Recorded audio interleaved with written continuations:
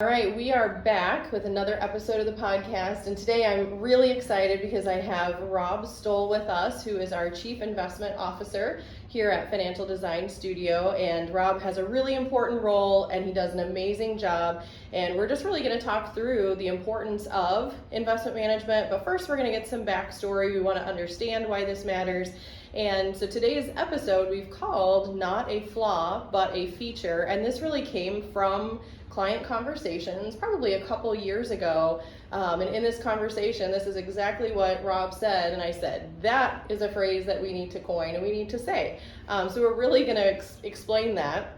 So Rob, why don't you just give us a little background on how you got into investing, your experience, what you've been doing up until now? Yeah, sure. Yeah. So I'll give you the short version of a very long story, but basically ever since I was in middle school, for any of our older listeners out there, you might remember the show Family Ties, and Alex P. Keaton was really big into the stock market and all that, and I was just enthralled with it. So I became very interested in investing at a very young age and just kind of pursued that path for a long time in college and everything, and fortunately was able to get a job out of college, not exactly in investment management, but in a company that did that. And then after a couple of years of doing some side work there, was added to the investment team. So did that for about 20 years, and it was fun, very tiring, but I was ready for a career change, and becoming a financial advisor and really helping individual people and families was really important, because I had spent most of my career working with like pension funds and large institutional investors, which is fine, but you really get to see the impact when you're dealing with real people and real families. So yeah. Yeah, so a big pension fund. So employees who have a pension, all this money goes in for all the employees into one big lump sum that the company needs to manage and make sure so that the money is there for the employees when they retire for that pension. But so ultimately it's for the people, but I'm sure where you were seated, you see a big lump sum of money that needs to be there. There needs to be certain amounts by certain dates. And so now you get to see a front row seat of, this is the person this is impacting, and okay, I know what they're doing to make sure the pension's there, because you've seen that side, but now you're even more so personalizing. Yeah. I mean, the pension, like pension funds, you're 2 or 3 times removed from the actual people that are using the money. So you don't really see it or feel it, or you can't really think about the end person who's depending on that. Whereas with being a financial advisor and doing investments, you're working on financial plans and investing people's money, and you see the result of that as you do plan updates each year and track their progress. So it really brings home how important it is to get the investment management part of your plan right. Yeah. Okay, so take us back to young Rob, the young investor Rob, middle school, high school. Walk us through, like, did you get chances to start investing? Were you one of these that started early, made mistakes, got it all right? Walk us, tell us about young investor Rob. Yeah, so I mean, in college, I had a couple of opportunities in classes to do, fake I don't want to say fake investing, but kind of like you're not really investing. Yeah. That was interesting because it gave me experience in how to look at companies and analyze them, but it wasn't until I got my first job in 1997 that I actually had money to invest. So up to that point, you're scraping by paycheck to paycheck and all that, and I finally had money to invest, and it just so happened that it was right at the tail end of the tech bubble in the late 90s. So, I'm watching all my coworkers and friends making all sorts of money and all that, and I start throwing money in the market like crazy. And it was a good learning experience, because as we all know, the tech bubble burst, and I watched money that I had made, that I had put in the market, evaporate very, very quickly, and almost at the bottom, I just capitulated, and I'm like, I have to get out of this stuff, and I sold everything. So to this day, I still have an IRA at TD Ameritrade with 1 cent in it, because everything I had put into it, I lost because a lot of companies went bankrupt and all that. But it was a really good learning experience that, you know, you go through a cycle like that. If you're selling at the bottom, you are locking in losses for life. So that really brought home to me the importance of managing your risk while you're investing, so that when you go through a downturn like that, you're not faced with a choice of, I have to get out at all costs. Yeah. Now, Rob, something you said, so you mentioned, like, you know, wrote it down and you sold, got out. And I hear a lot of investors say, I've lost so much money, I'm losing so much money, but you only lose when you sell. Or if companies go bankrupt, so that happens. So if you stay in an investment, you buy and hold it forever. If it's not a good company, if you're investing in a specific stock, then it is possible it can go to zero and you actually have lost it. However, it is possible too, the markets go down, they come back up, and then we go through cycles like this. So I remember even like 2007, 8, where people would say, I've lost so much, and we just tried to remind people that you've only lost it if you've sold at the bottom, or you sold and locked in those losses. So it is really important, just really in the mindset of what we're thinking of, wait, I still, you know, yes, it's gone down, but the market comes back up too. So just that important distinction, but you said it really well, because that was your experience. You did sell. Yeah, and I mean, that's, at the end of the day, that's our job, is to help guide people through those downturns. You have to, when you're investing, you have to understand that cycles are a part of the business. So if you know that going into it and you go through a cycle, you're not going to be selling at the bottom, because you understand that we'll go through bear markets, they're going to look really ugly and all that. But if you've done a good job of managing your risk and being well diversified, there's no reason for you to sell in those moments. You just hang on, continue to manage your risk, and markets will come back. I mean, we have 100+ years of history that we've gone through depressions and wars and pandemics and the whole bit, and markets have always come back. So, you know, that our job is really to kind of manage people through those downturns, because those are the hardest moments for most investors. And those are scary times. So I think as an advisor, we never want to belittle like what people are really feeling, and even what we're feeling as individuals going through and having money invested and trying to live life and earn an income. Like, we never want to belittle those feelings, because they're real feelings you have as the economy is cycling and as the market is moving. And what I think we've seen over the last several years is that investors, we want control. And when the market is volatile, we don't have control. We can't, so we're grasping for something. And I think what we have seen is that this leads people to say, what can I do? And maybe they don't say this, but their actions are like, what can I do to actually have some control and to feel in control? And so how we've seen this play out is that people want to take action. And so this can look like selling at the bottom, buying at the top, like actually taking action to buy or sell, maybe at the right time, maybe at the wrong time. We don't know, and we don't pretend to know, you know, that nobody knows what tomorrow is going to bring. But people want to have control, and so they take action. And sometimes, like, this can lead to big problems. And so this is where we kind of want to talk through this, because this is exactly where this conversation came from, was, wait a second, like, we can't be in control, and we need to really step back and not just do something. So how have you seen like this action, I need to do something, I guess this behavior, can you describe any experiences where you've seen that? Yeah, I mean, we've had a lot of cases just in the last couple of years. So if you think about March of 2020, the market went down 35% in a month. And we're looking at a pandemic. We haven't dealt with one of those in 100 years.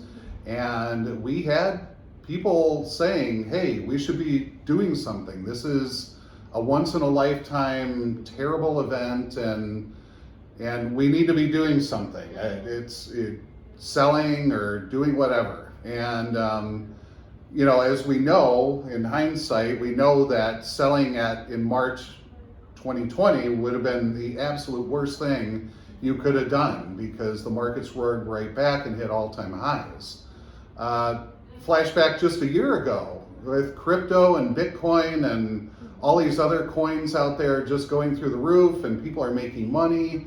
And I can't tell you how many emails I got from people saying, hey, you know, what about Bitcoin? What about crypto? Why don't we invest in this stuff? And you know, it gets back to that old saying that Warren Buffett had a long time ago, where the key to success in investing is to be greedy when others are fearful and fearful when others are greedy. And we really try to do that because when you get those extreme moments, both on the upside and the downside, the inclination for a lot of investors is, I have to do something. And you know, more often than not, doing something is the wrong thing to do. Yeah, because it's a reaction. I'm reacting to an emotion, usually a fear. I'm scared, I'm nervous, I'm worried. Instead, and so in these conversations, this is where we said, you know, clients were asking these questions, and so together we're having these conversations, which again is why we're doing this podcast, because we're like, we need to hit record, like we need to record these conversations so people can hear it and really just have perspective. And so the thought of, like, when we were talking through this was, wait, this is not a flaw of our service. So our inaction in these times when it's easy to want to do something, this is not a flaw, but a feature of it. Because we were thinking before then, you know, is there anything, how should we be positioned? How should we be diversified? You know, we had just had a client event where we're talking about being diversified, the importance of it, showing historically how this helps. And so it was just a reminder of, wait, like we are doing things. It might not be in the moment, so it might not feel like it, and so they don't have that feeling of control, but this is a feature of what we do. It's sometimes even protecting clients, we say, from themselves, because I would even naturally, if I'm managing my own money, I would go to take action because I'm fearful. I don't have someone to bounce that thought off of. And so I think as a team, this is really where we help our clients, because we're having these conversations all the time. So when you said this, it's not a flaw, but a feature, I was just thinking, yes, that's exactly it. Yeah, and I mean, where that saying really comes from, or the context of it, is this year. I mean, we're sitting here in October 2022, and you know, we all know inflation has been terrible. Markets have been terrible, both stock and bond markets. And you know, we've gotten a couple emails from people that, you know, what are we doing about this? What are we doing about this inflation problem? What are we doing about this, the Fed hiking interest rates and things like that? And my response is always, we don't try to time markets. I think a lot of advisors out there don't do a really good job at investment management because they've convinced themselves, well, we can't time markets, so we're not going to do anything. But I don't think that's the right way to approach it. I mean, we can't time markets, but we have to have a view on what is going on in the world, because like it or not, that influences what is happening with the investment market, both stocks and bonds. So we get questions, Rob, you know, inflation is 8.5%. What are we doing about it? And my response to them is, we did something a year ago. You know, we were writing about this starting in late 2020, that inflation was going to be a problem, and all through 21 that inflation was going to be a problem, and we took action on that. So what did we do? We reduced interest rate risk in bond portfolios for clients. We better diversified some of our stock holdings in the US, like large US stocks. And we took those actions a year and a half ago, late spring of 2021, when the markets were still roaring, inflation was low, and none of that was a big deal. You really have to, while you can't time markets, you really do have to understand what kind of environment we're in. And you have to, I mean, to the best of your ability, anticipate where things are going. I have one of my old bosses used to say, if it's news to you, it's not news. And what he meant by that was, if I'm reacting to news today that's coming out today, it's already in the market. So the time for me to act was not on the day that the news came out. The time to act was 6 or 9 months ago, thinking about the future, you know, what might things look like? And so that's what, you know, sometimes I think when we go through these moments and maybe clients aren't seeing we're trading willy-nilly in reaction to whatever the market's doing. It's because we already did these trades a year ago. Yes. And so anything we're doing today is not in reaction to today's news. It's really in anticipation of what we think the world might look like in 6 to 9 months and what investments would do in that kind of environment. Yeah, no, that's so great. And we're going to talk about that even more in our next episode. We're going to dig into some of those actual, like our investment process and some of these specific moves that you're talking about, because it will really help to explain what you as an individual investor likely don't know. And so we're going to dig into that a little more. I want to say this a little bit different way. So in this reaction, I have to take action. Something I heard recently. So when we properly understand investing, it can cause and it can bring patience and calm. Like we can actually respond with thought and we can say, okay, this is my plan, this is my process. I think investing poorly understood or not understood brings this impatience and this anxiety. So when you don't understand what you're doing, when you're trying to self-educate yourself, and are so many resources out there, so it is possible to do. You can try your hardest. But this is where, with experience, you have seen things that an everyday investor has not seen. You have seen, you know what you own in a fund, that is not just one stock. You know that there's things that you need to know about that. And so there's just pieces where we have to understand. And this is really why, for our clients, it's such a big deal that we are educating, that we write blogs, we do videos, we're doing this podcast. Because when you understand, when you're educated, you can actually have that sense of calm. You can actually feel like, oh, I know why we're doing, I know what we're doing, I know those reasons. And so it brings a very different mindset. That's the biggest thing for us, is that our clients can trust that we're doing this for them, so they can go live life, they can do what they want to do, and we'll manage and we'll deal with all of these specific things. And so that's, this is it kind of brings all of that back to this proper understanding. Yeah, and I like to use the example, for the last year or so, I've been trying to lose weight and get myself in better shape and all that. And I mean, the internet is a blessing and a curse because there's so much information out there. Yeah.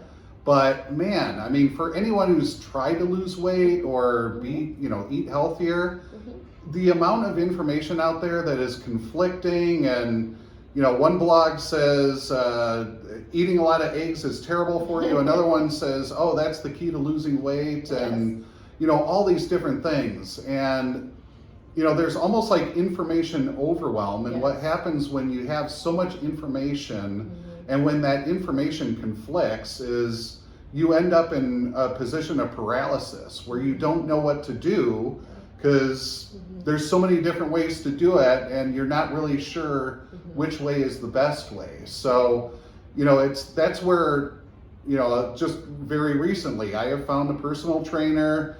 We talked a lot beforehand about nutrition, their approach to doing things and all that. But most importantly, explaining the why behind all that. Yeah. Why do they believe that this is the right way for nutrition and all that? And that's really what we try to do. We try to explain how we manage investments ahead of time, so that when we go through these moments, people can have confidence that, I'm doing the right thing. So, going back to the health thing, just this morning, I met with my guy. I weighed in. I did not lose any weight at all, and I'm on week 3 of working with this person. And I'm like, I'm here to lose weight, not stay stable. And he's like, well, look at all these other things. Your muscle mass is up, your body fat is down. So there are things happening, and just that kind of encouragement and knowledge about something that frankly I don't know anything about is enough to keep me going. So it's like, okay, we're going to keep going, and just trust that it'll all work out in the end. Yeah, and I think that's important too. So, when a new client comes in, so first off, I will say, are we willing to say, I don't know everything? I think that can be a really big step for people, because when you're investing money, when you're trying to just grow money and you're working, you're just adding to it, when the market's going up, it's just growing, everything's going fine. It's in these hard times where, you know, you don't know what's happening and you don't know what you should be doing. Those are the times where it causes this panic, and that action that you take because of it could change your plan forever based on what you do. And those are the times where we're really trying to save our clients from taking that action and saying, we're going to do this for you. I think leading back to your example, everyone is so different too. So, you know, every investor has a different time horizon, different risk tolerance. We're investing for different goals. And so your example is perfect because, you know, we want to see results, and for the results for the long term is, can I reach the goals? Can I do what I want to do? So that's really important for us to understand and for investors to understand. Yeah. And I mean, look, we don't have all the answers. So, you know, when I say take a view on what's going to happen in 6 to 9 months, I could be perfectly right. I could be completely wrong. And that's why it really takes a healthy dose of humility to be successful in this business, because it is really easy, and I've seen it hundreds of times, where people get really, really dogmatic in a view about the markets or about the economy, and when things start changing, they're too stuck in their way to admit that. So when we express our views in client portfolios, we're not moving the entire portfolio into one thing. So I wrote about this probably a year and a half ago, and we first started talking about inflation. It's like, look, we're going to start moving some of your bond exposure into inflation protected bonds. We're not doing it all, because if we're wrong about it, then, you know, you're worse off, and we don't want that. But what we do is we have these views and we tilt portfolios in that direction so that you're at least capturing some of that. And if we're wrong, you're not overly hurt by that either. So it really does take a little bit of humility to have a view, but not get too stuck in that way either. And I think too, knowing, so our philosophy, so when a new client comes in and they say, you know, I don't know how to do this, they're essentially saying, I need help. You know, when you reach out to your trainer, you're saying, I need help from someone who knows what they're doing, someone who's trained in this, has experience and knowledge that I don't have. That's essentially what clients are doing when they come in. And so we always say, we're not here to judge any of your past decisions. You know, we're not going to say, well, you really messed up there, or you really got it right there, way to go.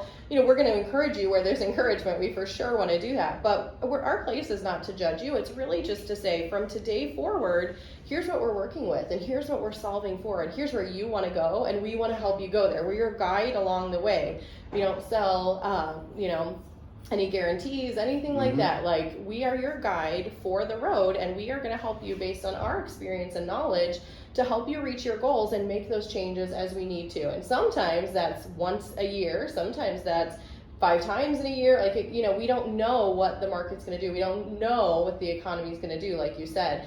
But with our experience and knowledge, we're guiding people and making changes as needed. Yep. Yeah. And I mean, details matter. And I hate to keep going back to the personal trainer thing, but before I started working with him, he's like, here, you know, here's some exercises you can do at home. Watch these videos and do it. So I was doing some of that. And then when I started working with him, he's like, all right, we're going to go do those exercises. And I started doing them, and he's like, oh, no. You know, your body is positioned completely wrong. Your core isn't the way it needs to be in order to do that exercise and all that. So, you know, I was able to, quote unquote, do these exercises on my own, but I wasn't doing them well because I didn't have somebody there to tell me, you know, the small details of, like, if you just move a little bit this way, you'll get a lot more out of it.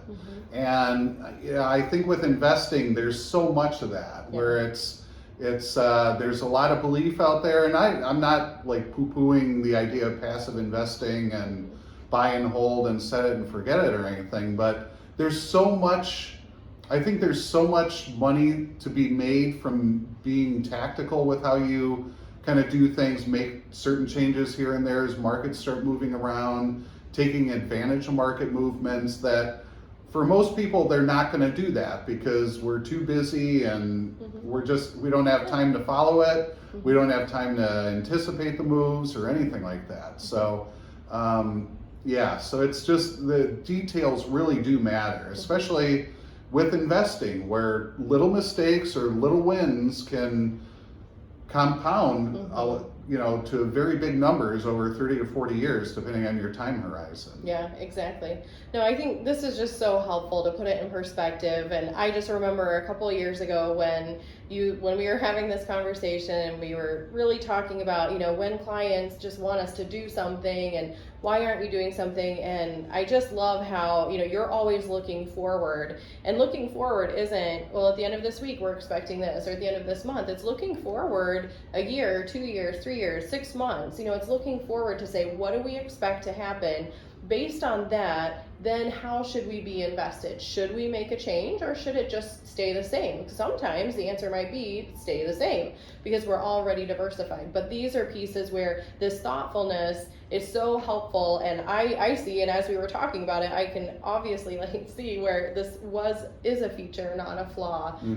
But I think sometimes we feel helpless and we feel like, oh, I'm messing up because I'm not doing something. So yeah, and I always like to say, the way we really invest is really two pieces. It's having that view, what is the world going to look like in 6 to 9 months? So as we're recording this right now, we had the government reported terrible inflation numbers, markets are down a lot. The temptation is to sit there and say, we need to do something to combat inflation in our portfolios.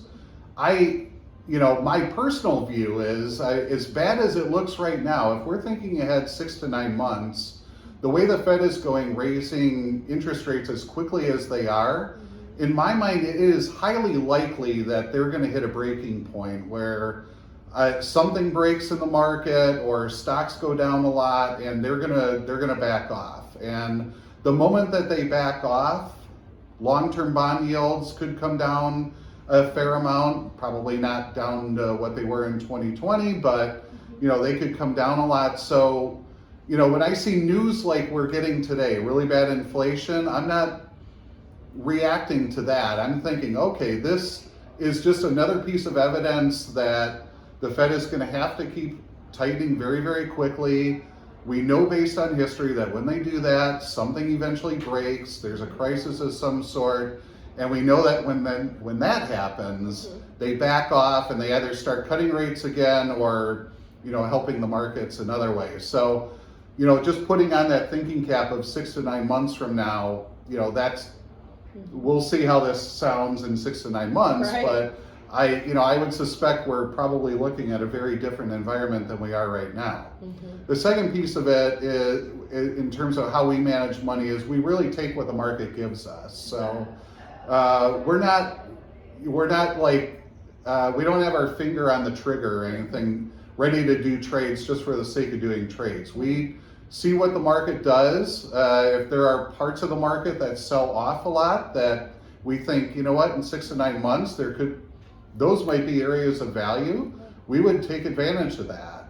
Or if things are really going up a lot and we're looking at the world, and a year ago we were talking about this, looking at a lot of the big tech growth stocks like Tesla and Nvidia and things like that, and it's like, if inflation hits, these stocks are doomed. And but they kept going up, so it's like, all right, well, let's make some moves to take money out of that part of the market specifically in anticipation of inflation going up and the Fed hiking rates and seeing what we're really seeing right now. So it's just taking what the market gives you as well. Yeah. So even with that, kind of giving a little perspective of like the 6 to 9 months ahead, I can even feel like I could see people even reacting to what you're saying and saying, whoa, like, you mean it's going to get worse? I can see people like starting that anxiety or worry starting to rise. If that's you, if you feel that way, this is exactly what we do for our clients. So it may be time to say, maybe I don't know everything with what I'm doing. Maybe it is time to actually have that conversation to say, do I need some help? And, and so it's okay. Like, that is what we're here to do. So we love doing this for our clients. So thank you so much for sharing all of this, Rob. This has been so helpful. I have to say, though, since you've been talking about your trainer, I'm like trying to sit up better. You can't see this on the radio, and I'm like, wait, I feel like I need to, like get my core activated here. So it's kind of funny, but all of this, it really does in different areas of our life. We could all think of that personal trainer example in so many different ways. And so this is where this really matters. We're really trying to help. And these are the features of what we do. Yeah, exactly. And it's like I say all the time, we have so much knowledge, and, I remember when I was investing at my old job and all that, and I'm like, what the heck do I need a financial advisor for and things like that. After I became a financial advisor, it's like I didn't know jack squat about backdoor Roths or some of these other strategies to save money, save taxes.